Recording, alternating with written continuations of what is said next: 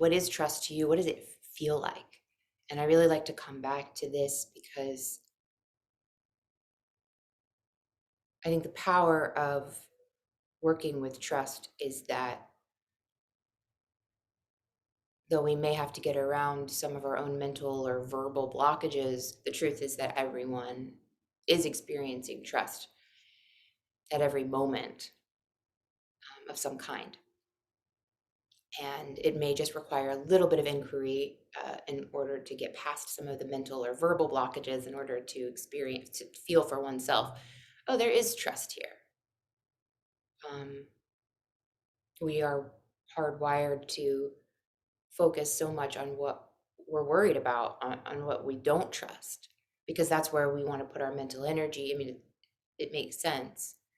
Um, but unfortunately, this is exactly what creates the obstacles to meditation. This is exactly what because our fears, our worries about what doesn't seem trustworthy, that's what sparks up the ego self, which wants to fix it.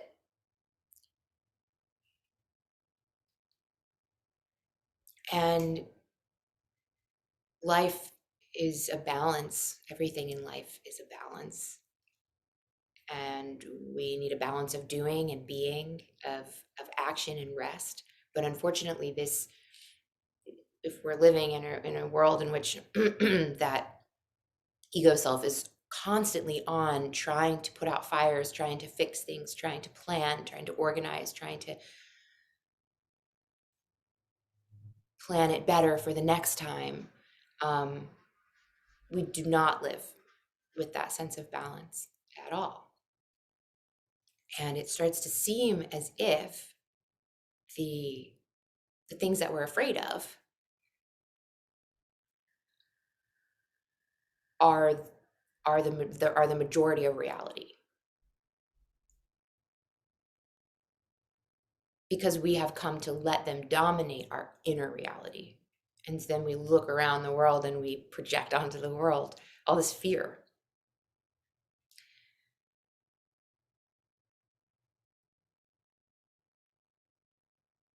And so trust is this such a foundational concept for me, because it's one that we can work with that bridges like the physical, um,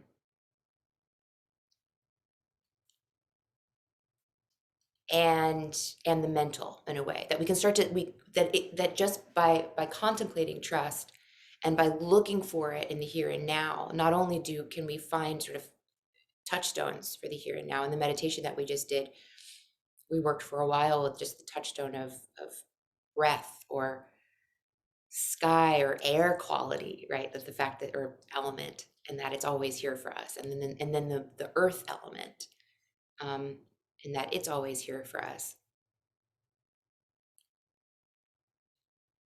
These things are real and here and now. And the more trustworthy something is, the more it will always be there for you. The more reliable of a touchstone that it can be.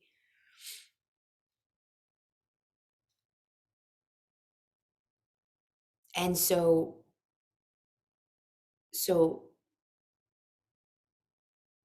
getting in touch with whatever it is that we trust, and then building our meditation from there, realizing that our sense of care will naturally extend to something that we trust without a lot of effort or manipulation.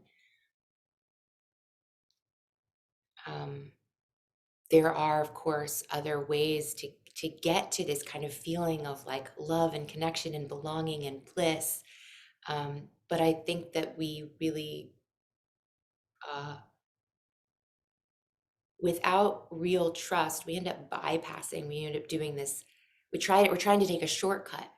And I've done this before too. I mean, I remember practicing in spaces where they said, just devote yourself to the guru. Just bow and bring him flowers and and be a devotee. And and I remember I could feel the kind of love, and I could feel just like the energy in the room of like everyone being really devotional, and it was sort of intoxicating. But these are people I just met. They hadn't been there for me. I can go, when I woke up this morning, I just trusted that my guru was going to be amazing. No, I did trust the floor was going to be underneath me. I can start with that. I can start with these actual relationships that I actually have already had, that already have built trust. And that for me has worked better. Um,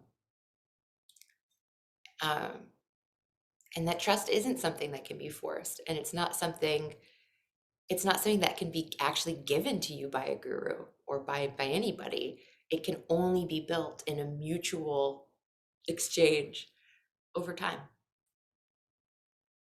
And so that to me feels like a great start. But then, like I said, working with the theme of trust, well, let's break this down into our different kind of practice spaces. In meditation, it is absolutely essential because we want to get a break from all of this anxiety and worry. Anxiety is to always, mm, anxiety has this really great function evolutionarily. We are designed to have these bursts of anxiety from time to time to help us run away from a predator, or right, or to help us finish patching the roof on our little shelter before the snow comes, or right, like it's to give us surges of energy and to hyper focus us on a task, for our survival.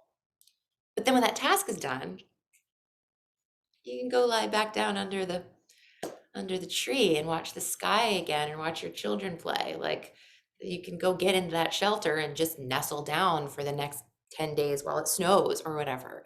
It's We were never ever ever meant to have so much fear and anxiety and worry all the time on a physiological level. That amount of cortisol over a long period of time sustained is really bad for our bodies. Um, and it's just a scientifically proven fact that for our longer lifespans and for all these wonderful Western medical interventions and for all of the comforts and luxuries that we have now, um, in many ways, in our lives are longer, but the quality isn't necessarily there. It looks like these the more the more ancient folks were a little healthier in their shorter lifspan, and that we're still learning how to be here. We're still learning how to adapt to the very new conditions for our human evolution. And so when we're meditating, we have to drop into this sense of trust, or give it another name if you want, but it's a prerequisite for this sense of feeling relaxed enough to, at least for 5 minutes, 20 minutes, maybe just 1 minute of your 20-minute sit, to actually not be messing around so much with your fears and with what goes with the fear. Attachment and aversion. That can't happen. Right? That's my aversion. No, no, no, no, no, no, no, no. We're not, right? That kind of anxious no comes from, I feel vulnerable. I can't let that in my space, right? And our attachments, I have to have this. I have to have this here with me. If this goes away, you know what? It might just all fall apart.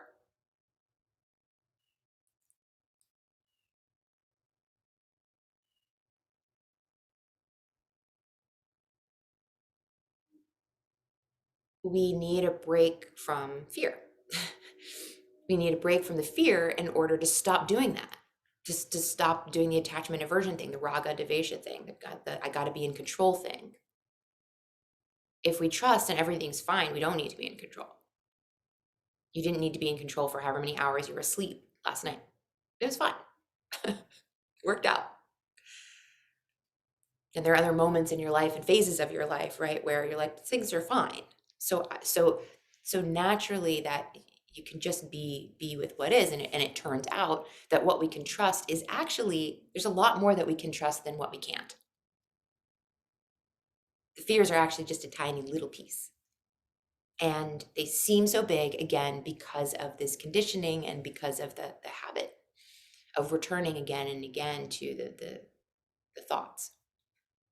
So when we're in, when the kleshas are awakened, John Samuel mentioned the kleshas, I think last week, I come back to them again and again because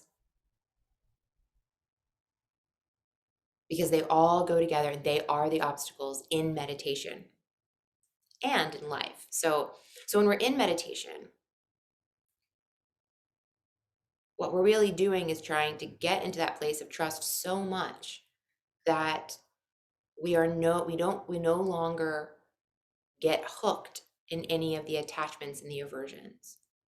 And they'll come with, and the thoughts will come and go. And like we said in the meditation, it's like you respond the same way that the sky would respond to a mosquito or a gnat. Maybe mosquito's not a great, I'm like itching myself just saying the word mosquito, but let's think of something a little less, little less annoying, or that doesn't bring up any triggers like that. But like a leaf, let's say just like a falling leaf, and you're the sky. It's like, oh yeah,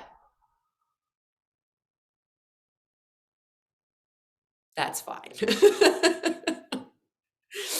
um, and so we can have whatever feelings we have in the body, we can have whatever thoughts arising, and we just don't pay them much mind. Over time, what happens is the mind stops producing the thoughts. The heart stops producing all of the anxiety. Like at first we have to just trust. We have to sit with something bigger, and the anxiety will still be there, or the sadness, or the whatever. But ultimately, those are all actually byproducts of these kleshas, of this experience of a story of separateness, which comes with fear, attachment, aversion, and ego, and stories. And the more that we sit in that place of trust and peace and belonging, and something bigger's got this, something bigger has got me, it's always had me, it's never gone away, then the deeper that relationship goes and the deeper we go in our meditation, eventually we will have experiences, and we've all had them. And again, even deep sleep is like a version of this,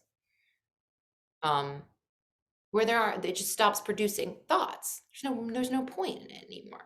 Those inner systems get that, and they, in a way that you're not consciously in control of, you can't flip a switch, but just by being in the trust longer and longer, yogas chitta vritti nirodha, the chitta vrittis stop actually being produced themselves. And then we start to enter into those deeper states like samadhi, of real oneness.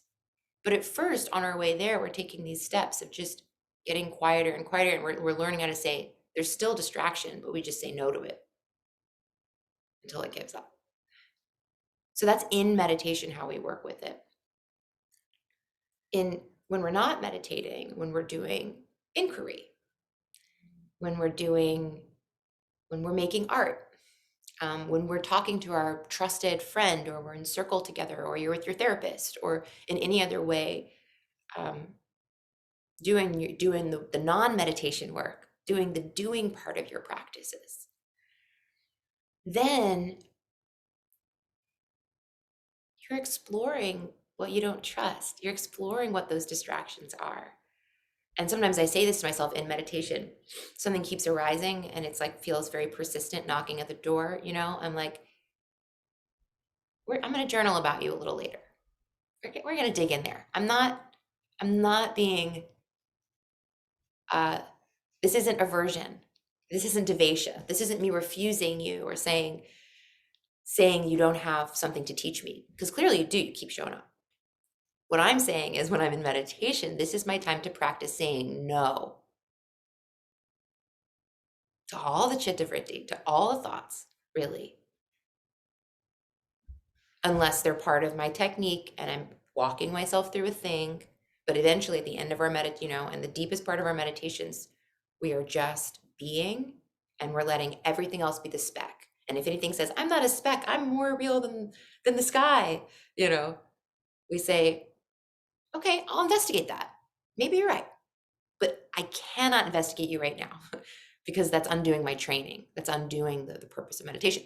And so then we turn toward what has been persistent, what has been worrying you, what has been on your heart, what has been really difficult to get over.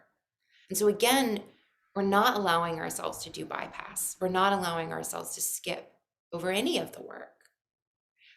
But part of the work, a big part of the work, and this is the work of meditation, is saying, no, I'm not dealing with you right now. Being a kind of gatekeeper, a really good gatekeeper.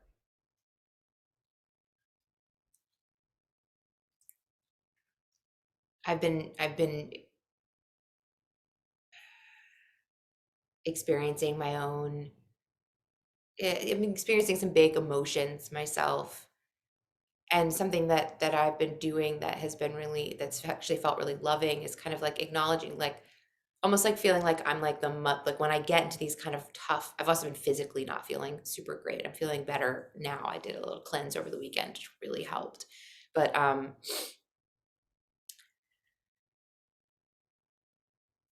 when I'm in these really hard places, I kind of split myself into a mother and a child. And like I let the child be like, I'm sick. I don't feel good. This sucks. I let her like say express that a little bit. And then I let that maternal part, that wiser part, um take care. And part of a really big part of her job is to not let like sick energy kind of come in the room. It's like, okay, it's like I'm immunocompromised right now, right?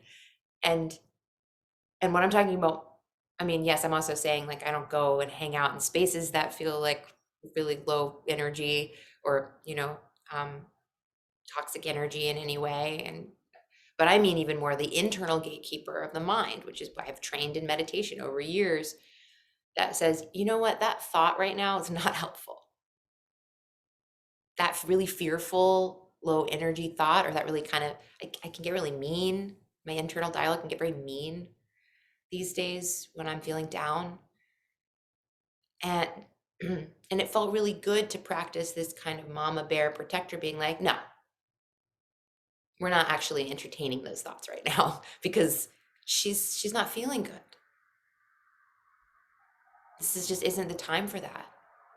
Um,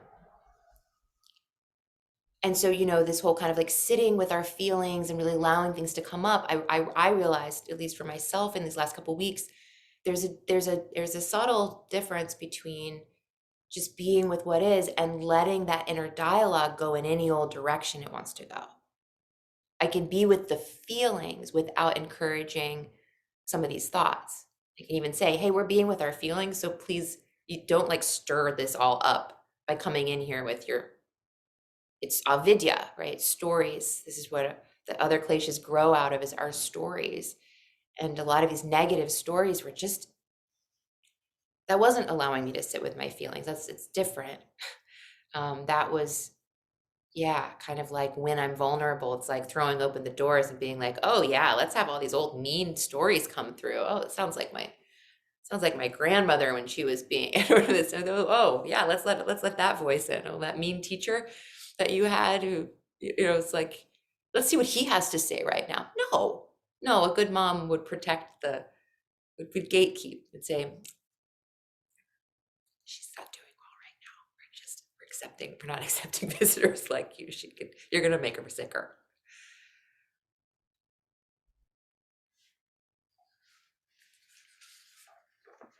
Um, I've been sharing and will continue to share some of my favorite quotes about trust this month, and I encourage you to also share. Let me know if you ever have questions about how to do that. You want help, using the Mighty Networks for that reason. Um,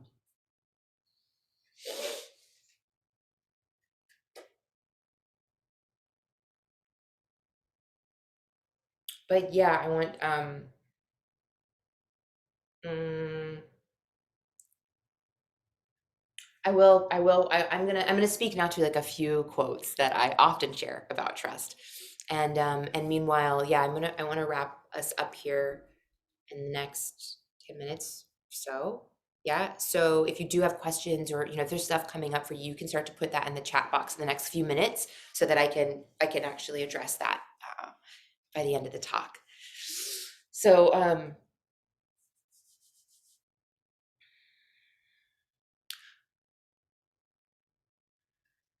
one of the uh, here, I'll just go ahead and read it. One of the quotes that I really love about trust. Okay, of course, from my main guru, Sri Nisargadatta Maharaj. I'll read this.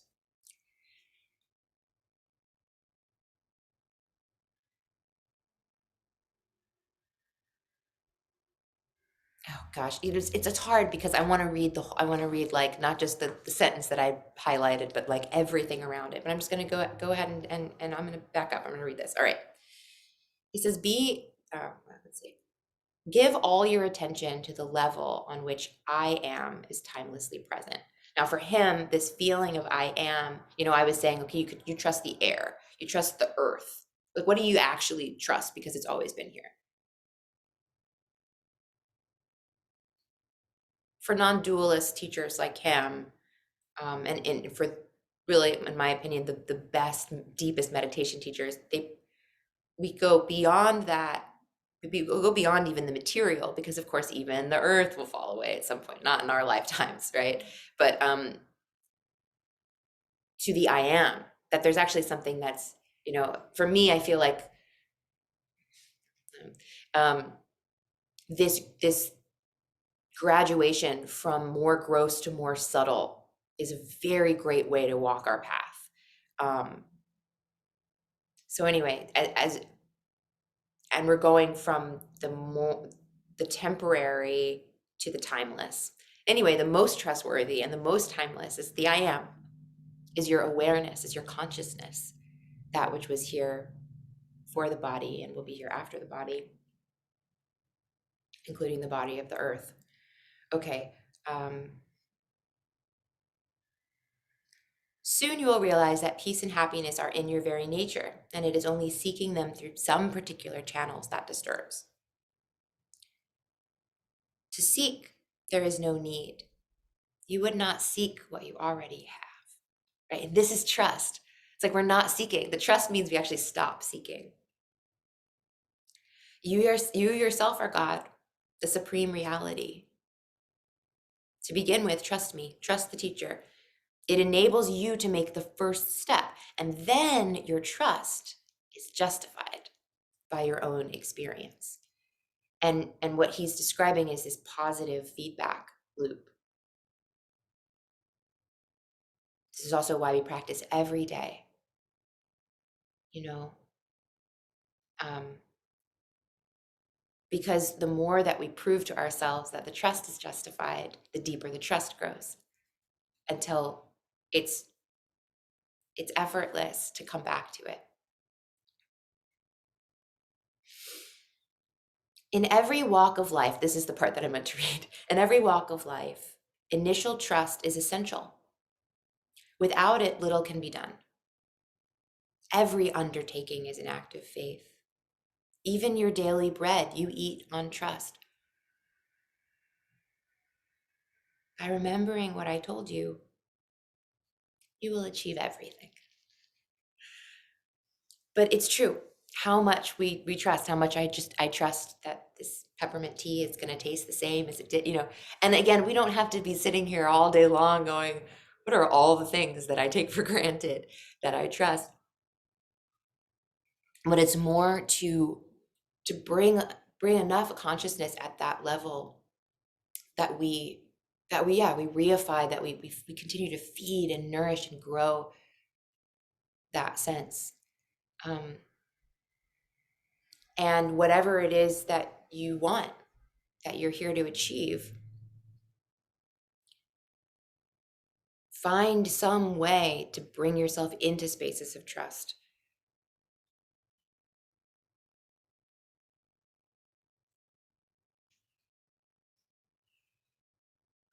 Something that also has been coming up that I feel like my different teachers have been saying to me in different ways is, Don't be afraid to make mistakes. Think about the child walking or learning how to speak. You just kind of make funny sounds. So some kids wait. Some kids wait and just come out full sentences. But walking, they have to fall some, right? And so that's a really, really big thing. And again, there's that gatekeeper, like shameful, the stories that are shaming, or anything that is a story of it should be different. We're out of trust. Any story where,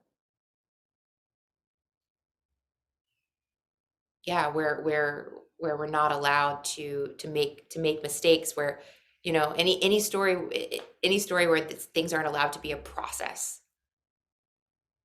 where there's play and there's experimentation and there's ups and downs, that's really an enemy of what we're trying to do here. Um, and I think that that's something that my trust has been very shakable at times, where I fall down, or I'm about to move again in a couple weeks, and I had a moment contemplating this move where I was like, I don't do it anymore. I'm just gonna lie down forever, because you know and it's like, we have to be able to get back to, and for me often it's calling a friend, or but like to find my way back to something that I can trust, and some way to um but what I can't feed is that story that, well, this is wrong, there's something wrong with you because you keep moving so much. um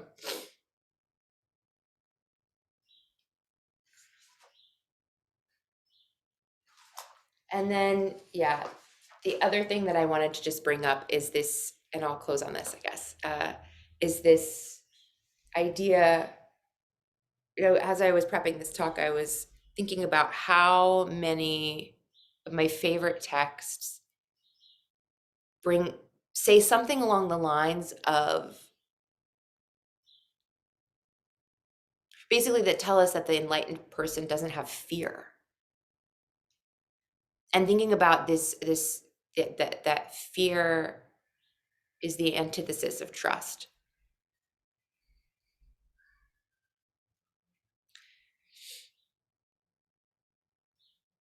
And in all of these texts, okay, so I'm thinking the Isha Upanishad, um, the Heart Sutra,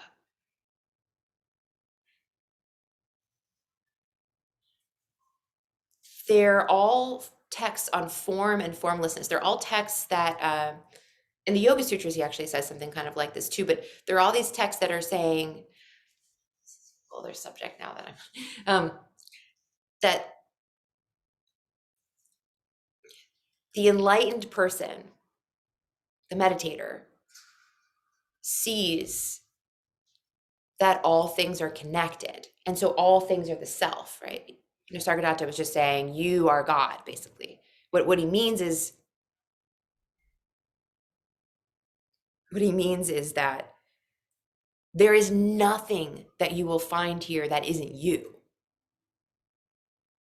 or that isn't in relationship with you. However you want to put it, there's different perspectives on this, right?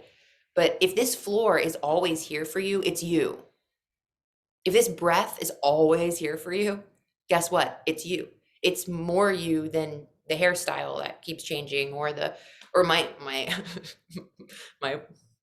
my domicile, or all this stuff. Like, I'm a gypsy, I'm a wanderer, I am a rainbow, my soul will never die, right? That so much is changing. Form is always changing. That's the nature. Material reality, it is just always changing. It's always unpredictable. It's a little chaotic. And formlessness, the one who has touched formlessness, which is the meditator, the one who has touched the I am, the one that is living in that all pervasiveness, what's always here, no longer harbors the delusion of separateness. And therefore, there is nothing to be afraid of. Same way it would be ridiculous for my right hand to start attacking my left hand. It's competition. There is no enmity anymore. There is no basis for fear when we're in that meditative state.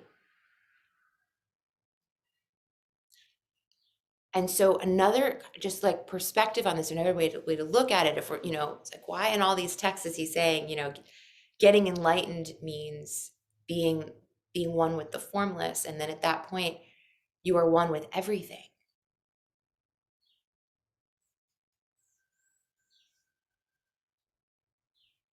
Stop attributing the wrong kind of trust in the wrong place. So the trust, because I spend time in the formless, I can access this deep sense of trust that I very much crave. Right? We're always seeking, it is natural and good and right to be seeking peace and harmony. That is a desire that all beings have.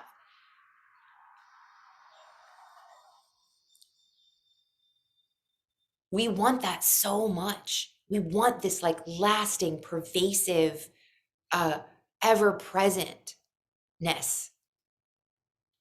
But the problem is we're looking for it in a world of form. We're looking for it in the wrong place. We're looking for it like I keep wanting to like, right, like be like, I have stability because I live in one place for more than a year. But that's not actually where I'm going to actually get my sense of peace ever. Not the kind that I'm looking for. And so the enlightened being is the one who lets the world of form do what it does, including my own internal world. I'm not controlling the blood moving through my blood vessels right now, Does that make sense? The blood vessels moving through my veins. Anyway, clearly I should not be in charge of that because I don't even know how it works or the names of all the parts.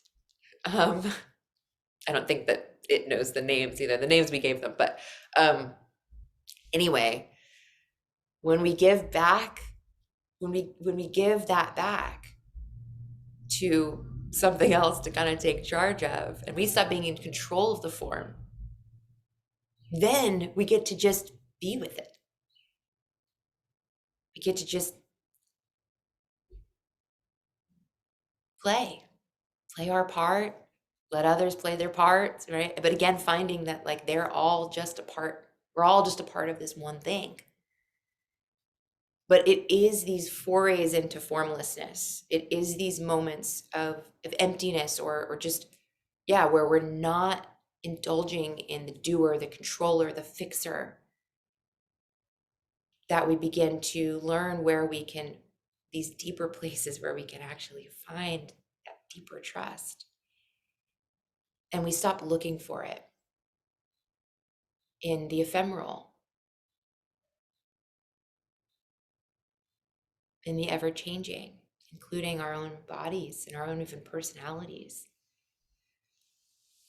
All right, I don't see any questions or comments about trust in the chat box. So let me, I'll wait one more moment. I'll find us a little quote here to take us home.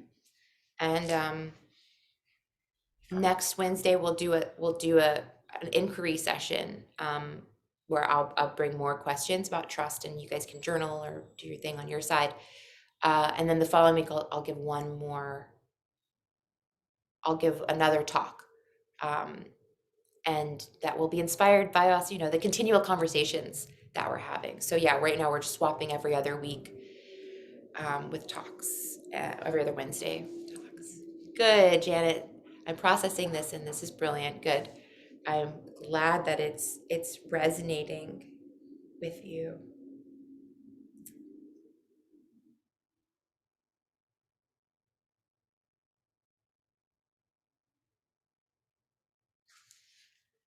Okay.